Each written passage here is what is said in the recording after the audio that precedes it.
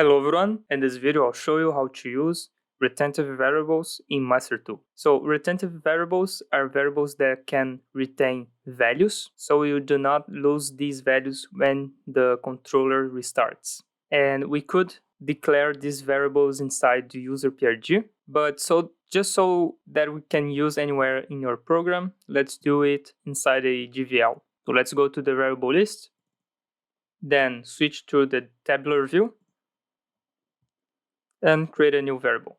Let's call it number of type integer. Now to change this variable to a retentive variable, go to the scope column, then double click it and select retain. Now if we go back to the textual view, you will see that Master2 creates a new variable area for us, which is called var global retain. So any variable you create inside here will become a retentive variable. Now to demonstrate how the retentive variable works, let's log into the controller.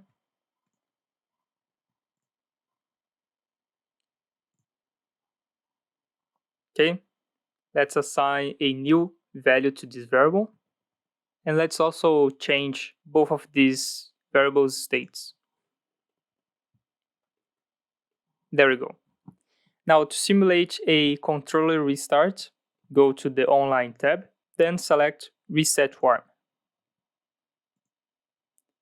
As you can see, these two variables right here, which are not retentive, got their values reset. And the number value is still here. Now there's another kind of restart you can do in your controller, which is the reset code restart.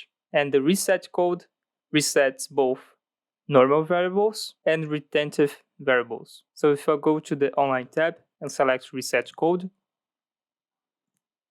it will reset the variable number. And that's how you use retentive variables in Master2, and I see you on the next video.